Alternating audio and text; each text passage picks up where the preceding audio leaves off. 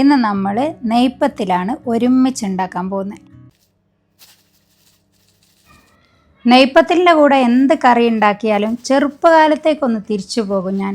അത് തേങ്ങയും പഞ്ചസാരയും കൂടി ഒന്ന് കുഴച്ചിട്ട് നല്ല ചുറ്റുള്ള ഒരു നെയ്പ്പത്തിലെടുത്ത് അതിൻ്റെ ഉള്ളിലേക്ക് നിറയെ ഈ തേങ്ങയും പഞ്ചസാരയും മിക്സ് ഫില്ല് ചെയ്യും.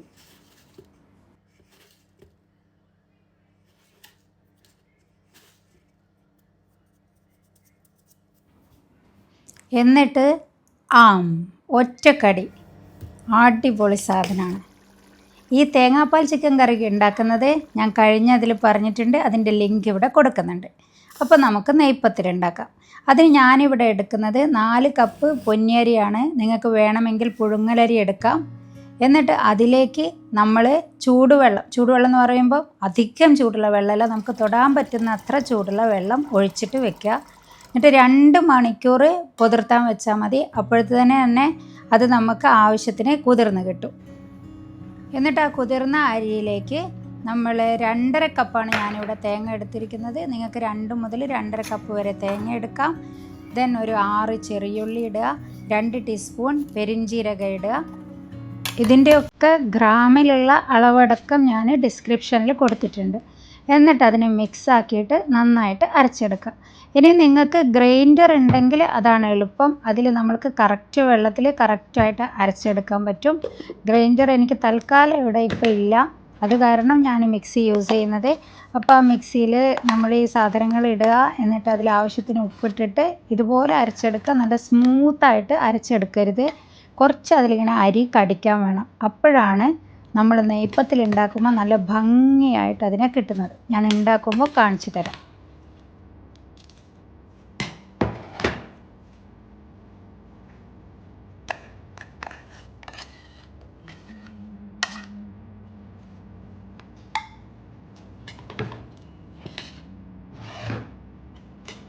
അങ്ങനെ നമ്മൾ നമ്മുടെ കയ്യിലുള്ള അരി മുഴുവനും ഇതുപോലെ തന്നെ അരച്ചെടുക്കുക.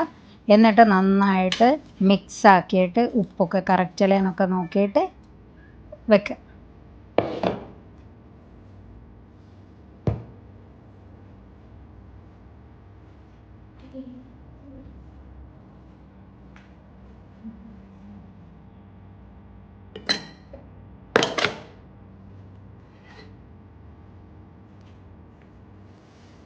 ഇനി നിങ്ങൾക്ക് മിക്സിയിൽ അരക്കുമ്പോൾ വെള്ളത്തിൻ്റെ ഒരു പ്രശ്നം ഉണ്ട് എന്നുണ്ടെങ്കിൽ നിങ്ങളൊരു കാര്യം ചെയ്താൽ മതി.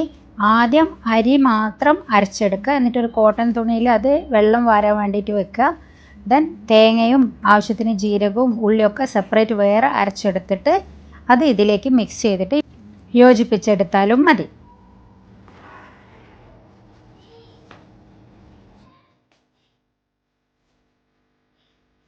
അരി നല്ലോണം അരയണ്ട, ഇതുപോലെയാണ് നമ്മുടെ അരി ഉണ്ടാവുക. ഇത് നമ്മുടെ ചീനച്ചട്ടിയിൽ ആവശ്യത്തിന് ഓയിൽ ഒഴിക്കുക. നിങ്ങൾക്ക് ഇഷ്ടമുള്ള ഓയിൽ എടുക്കാം. ഞാനിവിടെ വെളിച്ചെണ്ണയാണ് എടുക്കുന്നത്. എനിക്കിങ്ങനെ നാടൻ സാധനങ്ങളൊക്കെ ഉണ്ടാക്കുമ്പം വെളിച്ചെണ്ണയാണ് ഇഷ്ടം, അതുകൊണ്ട് ഞാൻ വെളിച്ചെണ്ണ എടുക്കുന്നത്. നിങ്ങൾക്ക് ഇഷ്ടമുള്ള ഓയിൽ എടുക്കാം. എന്നിട്ട് എണ്ണ നന്നായിട്ട് ചൂടാക്കണം. ഞാൻ പത്തിൽ എങ്ങനെയാണ് പരത്തുന്നതെന്നതിൽ കറക്റ്റ് കാണിച്ചു തരുന്നുണ്ട്. ഇങ്ങനെ ഉരുളയാക്കിയിട്ട് വെക്കുക. ദെൻ നമ്മുടെ കൈപ്പത്തി കൊണ്ട് ഇങ്ങനെ പരത്തിയെടുക്കണം. നിങ്ങൾക്ക് ഇഷ്ടമുള്ള ഷേപ്പിലെടുക്കാം.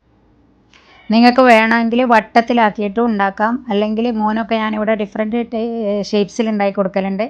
എനിക്കെപ്പോഴും സാധനങ്ങൾ പൊതുവേ ഇങ്ങനത്തെ ഒരു ഓവൽ ഷേപ്പാണ് ഇഷ്ടം.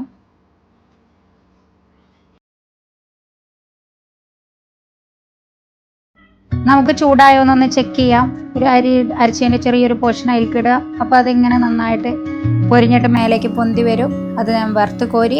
അപ്പോൾ നന്നായിട്ട് ചൂടായിട്ടുണ്ട്. ഇനി നമ്മൾ നമ്മുടെ നെയ്പ്പത്തിലെടുക്കുന്നു. എന്നിട്ട് നല്ല ചൂടായി കിടക്കുന്ന എണ്ണയിലേക്ക് നമ്മൾ ഇടണം. പിന്നെ നെയ്പ്പത്തിലിൻ്റെ കാര്യത്തിൽ നിങ്ങൾ നന്നായിട്ട് ശ്രദ്ധിക്കണം. നമ്മൾ പൂരി ഉണ്ടാക്കുന്ന പോലെ അതിൻ്റെ മേലെ ഇങ്ങനെ തൊട്ടും തലോടിയും മറിച്ചിട്ടിട്ടൊന്നും ഇരിക്കരുത്. അതിനൊരു ടൈമുണ്ട്. ഭയങ്കര സെൻസിറ്റീവാണ്. മൂപ്പരിങ്ങനെ സ്വന്തമായിട്ട് തന്നെ അങ്ങോട്ട് പൊങ്ങി വരും. എന്നിട്ട് ആ ഒരു ശബ്ദത്തിൽ തന്നെ നമുക്കൊരു ചേഞ്ചസ് കാണാൻ പറ്റും. എന്നിട്ട് അതിങ്ങനെ പൊന്തി വന്നിട്ട് അതിങ്ങനെ വട്ടം കറങ്ങും. ഒരു 2 കറക്കം കറങ്ങുമ്പോഴത്തേനും ഒരു സൈഡ് കറക്റ്റായി വരും. അപ്പോൾ നമ്മൾ മറിച്ചിടും. അതുപോലെ തന്നെ അതിനെ ഒന്ന് വട്ടം കറങ്ങാൻ വിടും. എന്നിട്ട് നമ്മൾ ഒരു 2 കറക്കത്തിൻ്റെ ഇടയിൽ അതിനെ കോരിയെടുക്കും.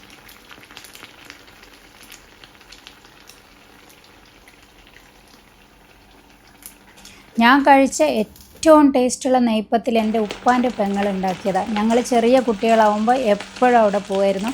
ഞങ്ങൾ എത്തിയതിൻ്റെ ശേഷമാണ് അരിയൊക്കെ പുതിർത്താൻ ഇച്ചാച്ച വെക്കുക. എന്നിട്ട് ഇച്ചാച്ചയുടെ ആ നെയ്പ്പത്തിലും ബീഫ് വരട്ടിയുമാണ് ഞാൻ കഴിച്ച ഏറ്റവും ടേസ്റ്റുള്ള സാധനം. പക്ഷേ എനിക്ക് നെയ്പ്പത്തിലിൻ്റെ കൂടെ ഞാൻ എല്ലാ കറിയും നോക്കുമ്പോഴും ഈ ഒരു തേങ്ങാപ്പാൽ ചിക്കൻ കറിയാണ് ഏറ്റവും മാച്ചായിട്ട് തോന്നിയിട്ടുള്ളത്.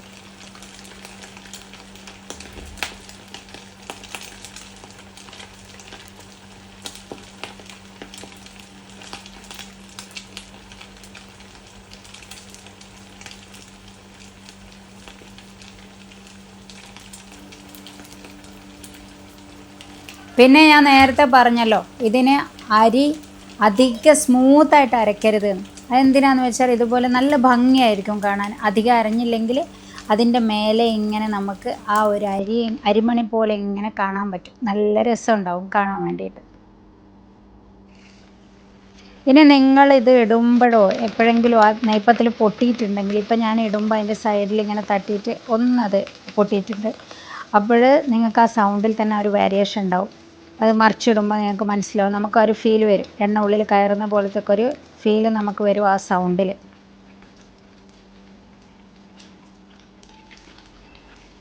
എന്നാലും നമുക്ക് ഇവനെ കുട്ടപ്പനായിട്ട് തന്നെ കിട്ടിയിട്ടുണ്ട്, നല്ല പൊന്തി വന്നിട്ടുണ്ട്.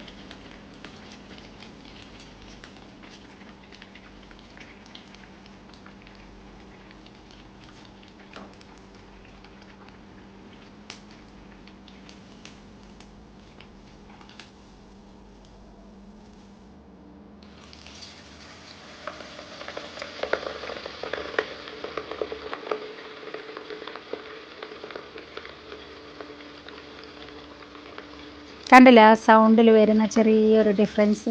അതിങ്ങനെ പൊന്തി വരുമ്പോഴത്തേനും ശബ്ദം ഒന്നങ്ങോട്ട് മാറും.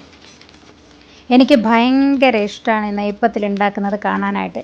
അത് അതിൻ്റെ ഉള്ളിലൂടെ ഇങ്ങനെ കറങ്ങുമ്പോഴും അതുപോലെ അതുണ്ടാക്കുന്ന ശബ്ദവും ഇത് കാണാനും അതുപോലെ കേൾക്കാനും വളരെ സുന്ദരമായിട്ടുള്ളൊരു സംഭവമാണ്. അപ്പോൾ നിങ്ങൾ ഉണ്ടാക്കി നോക്കുക. ഇഷ്ടപ്പെടുകയാണെങ്കിൽ ലൈക്ക് ചെയ്യുക. എന്തെങ്കിലും സംശയം ഉണ്ടെങ്കിൽ കമൻസിൽ ചോദിക്കുക. ലിങ്ക്, നമ്മുടെ തേങ്ങാപ്പാൽ ചിക്കൻ കറിയുടെ ലിങ്ക് ഞാൻ ഇതിൻ്റെ കൂടെ കൊടുക്കുന്നുണ്ട്. ഇതുപോലത്തെ അടിപൊളി വിഭവമായിട്ട് നമുക്ക് വീണ്ടും കാണാം.